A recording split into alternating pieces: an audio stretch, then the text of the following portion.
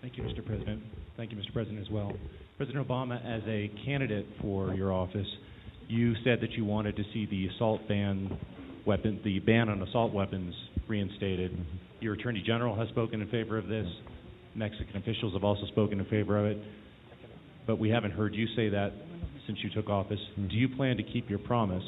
And if not, how do you explain that to the American people? And President Calderon, I'm sorry if I may, would you like to see this ban reinstated, and have you raised that today with President Obama? Thank you. Well, first of all, we did discuss this extensively in our meetings. I have not backed off at all from my belief that the assault weapons ban made sense, and I continue to believe that we can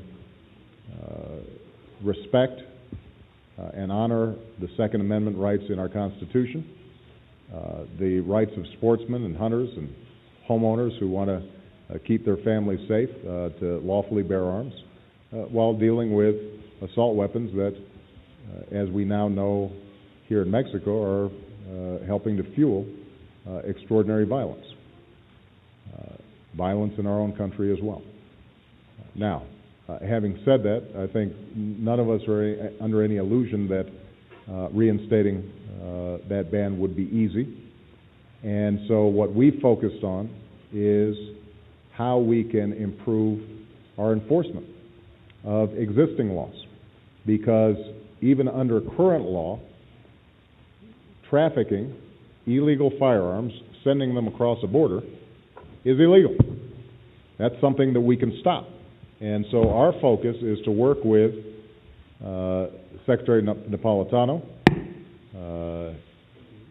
Attorney General Holder, our entire Homeland Security team, ATF, Border Security, everybody who's involved in this, to coordinate with our counterparts in Mexico to significantly ramp up our enforcement of existing laws. And in fact, I've asked Eric Holder to do a complete review of how our enforcement operations are currently working, and make sure that we're cutting down on the loopholes that are resulting in some of these drug trafficking problems. Last point I would make is that there are going to be some opportunities where I think we can build some strong consensus. I'll give you one example, and that is the issue of gun tracing, or the tracing of bullets and ballistics and gun information that have been used in major crimes. That's information that we are still not giving to law enforcement as a consequence of provisions that have been blocked in the United States Congress. And those are the areas where I think that we can make some significant progress early. That doesn't mean that we're steering away from the issue of the assault guns ban, but it does mean that we want to act with urgency promptly now, and I think we can make significant progress. One more thing I forgot to mention. One other thing we can do is to track the weapons that we have in Mexico. If we manage to detect weapons sold illegally in the United States in violation of this law on the control of weapons exports, or if in the United States they can have probably move forward on a good registry of armament, or on the prohibition of certain massive sales of weapons, for example, to a hunter or to a common citizen. We know that these people do not usually buy hundreds of rifles or assault weapons or of grenades. If we can move forward in those areas, I do believe that security, both of Mexico and both of the United States and Mexico, will improve, because those weapons are pointing against Mexican people and Mexican officials today. But crime is not only acting in Mexico, it is also acting in the United States. Organized crime is acting in both countries, and I do hope that those weapons that are sold today in the United States and are being used in Mexico, I hope the day will never come in which they will also be used against the North American society or against U.S. officials, just like they are now being used in Mexico. Keeping them on us, follow up now. There's new information tonight on what the Justice Department knew about a controversial tactic of letting guns get into the hands of drug cartels in Mexico and other criminals. There wasn't just Operation Fast and Furious. It turns out even earlier there was Operation Wide Receiver. Newly released documents revealed the head of the Justice Department's criminal division learned about that previous ATF operation as early as April of last year. He only recently brought it to the attention of Attorney General Eric Holder. Lanny Breuer testified on Capitol Hill today. I was involved in this exercise, and as all of this has come to light, that I, in thinking about it, realized that I should have, back in April of 2010, drawn that connection. I've expressed that regret first personally to the Attorney General of the United States, and then I determined that I should do it publicly as well. Well, Breuer says he simply didn't draw a connection between the two gun programs. Of course, the programs that gained the most attention is Fast and Furious, which ran from late 2009 to early this year. It's where weapons sold in the U.S. were allowed to fall into the hands of Mexican drug cartels in the hope of tracking them to their most violent members. Didn't work out that way at all. Thousands of the guns were lost, and 2 of those missing weapons were found at the scene when U.S. border agent Brian Terry was murdered last December. So somewhere along the line, professional law enforcement officers within the ATF or the U.S. or somewhere, somebody in charge of these operations, laid out a completely failed program from the get-go. It put a lot of people in danger, and but for Brian Terry's death, we probably would have never known about it. Yeah, it's so tragic, border agent. Thank you, Mr. Chairman. Mr. Holder, let me just try to tie up some loose ends. You agree that on February the 4th, the letter that was written to Senator Grassley that, with the allegation that ATF sanctioned or otherwise knowingly allowed the sale of assault weapons to a straw purchaser who then transported them into Mexico is false. That letter, dated February the 4th, 2011, is itself false. We now know. I'd say what I said is it contains inaccurate information. Well, isn't that false? Well, false, I don't want to quibble with you, but false, I think, implies people making a decision to deceive, and that was not what was going on there. People were in good faith giving what they thought was correct information to Senator Grassley. We now know that that information was not correct. Okay, if you won't agree with me, it was false, it's not true. You agree with that, right? I'd say it's not accurate. It's not accurate. Mm-hmm. Did the person who wrote this letter on February the 4th, 2011, have they ever been disciplined or otherwise been held accountable for providing false information to a United States senator?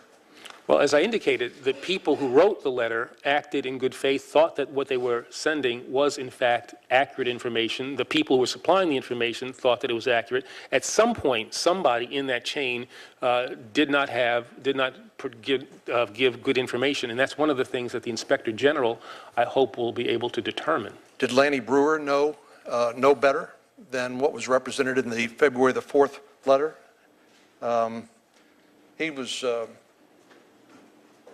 Was he privy to either of these 2 memos, the July 5th, 2010? He said he was briefed April 2010. And by the way, what office does Lanny Breuer hold in the Department of Justice? He's the Assistant Attorney General for the Criminal Division. And why would Lanny Breuer, knowing as he did back in April 2010 about Operation Fast and Furious, allow a letter that went out on the department stationery February the 4th, 2011, why would he let a letter that was false represent the position of the Department of Justice? Well, first off, the briefing, the blue one, AAG Breuer brief, that was about Wide Receiver. That wasn't about Fast and Furious. By the way, do you know the differences between Wide Receiver and Fast and Furious? I mean, do I know that they're different operations? Right. And so do you know the differences, the factual differences between Wide Receiver and Fast and Furious? I know that, well, I mean, there are a number of differences, both, I think, in scope, both in terms of time. The Bush administration was the one that started Wide Receiver. The Obama administration is where Fast and Furious began. Are you winging this, or do you actually know? I know this. You know this? Do you know that Wide Receiver was done in conjunction with the government of Mexico, and the intention of the plan was to follow the weapons, and neither was there the intention to follow the weapons on Fast and Furious, nor did Mexico know that the United States government was allowing guns to walk into the hands of the cartels. Did you know that? Senator, I have not tried to equate the two. I've not tried to equate wide receiver with Fast and Furious. I'm just asking you if you know the differences between the two. Sure, and as what I know about wide receiver, what you have said is in fact correct. There are memos that talk about gun walking that are related to wide receiver, but again, I'm not trying to equate the two. When you got Senator Grassley's letter on January the 30th, 2011, why didn't you investigate? I did. I asked people on my staff to look into the materials or the concerns that were raised in the letters. It was a January 27th letter, I believe, and a January 30th letter. I think there were two letters that he gave me on, I think maybe the 30th or 31st, something like that. And I asked people on my staff to look into that, and they did. And they started asking questions within the department about the material that was contained in the Senator Grassley letter. And of course, that was just shortly after the letter that Senator Grassley gave you was shortly after the well-publicized murder of Brian Terry, the United States law enforcement agent. Right. And to be clear, the letters were addressed to the acting head of ATF, Ken Melson, but he gave them to me. Who works for you. He gave them to me on January 31st. Right. And so does, I believe that you told Senator Whitehouse that you thought your staff made the right decision in not bringing Fast and Furious tactics to your attention. Is that correct?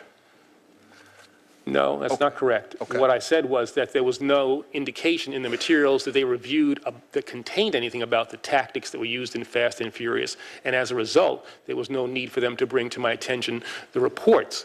If, in fact, there was in those reports indications of gun walking or something like that, I think they should have brought that to my attention, but that was not contained in the reports. And that is what Assistant Attorney General Brewer said was the mistake that he made. When he heard about gun walking, he should have brought that to my attention or to the attention of the Deputy Attorney General. Can you name me one person who's been held accountable for this Fast and Furious operation? Just one in the Department of Justice.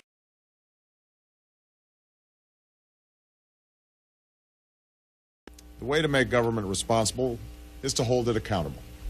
And the way to make government accountable is make it transparent so that the American people can know exactly what decisions are being made, how they're being made, and whether their interests are being well served. The directives I am giving my administration today on how to interpret the Freedom of Information Act will do just that. For a long time now, there's been too much secrecy in this city. The old rules said that if there was a defensible argument for not disclosing something to the American people, then it should not be disclosed. That era is now over. Starting today, every agency and department should know that this administration stands on the side not of those who seek to withhold information, but those who seek to make it known.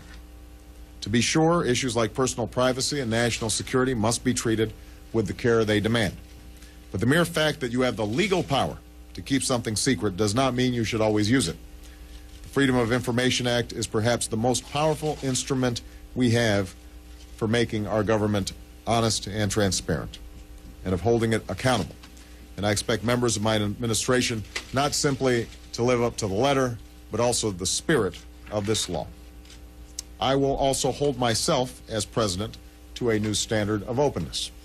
Going forward, anytime the American people want to know something that I or a former president wants to withhold, we will have to consult with the Attorney General and the White House counsel, whose business it is to ensure compliance with the rule of law.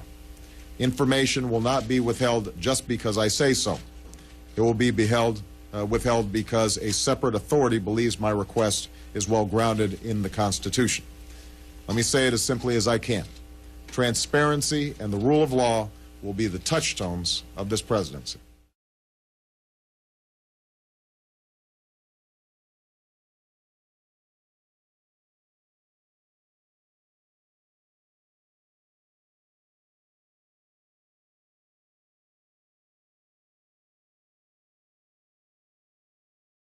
So somewhere along the line, professional law enforcement officers within the ATF or the U.S. or somewhere, somebody in charge of these operations, laid out a completely failed program from the get-go. It put a lot of people in danger, and but for Brian Terry's death, we probably would have never known about it.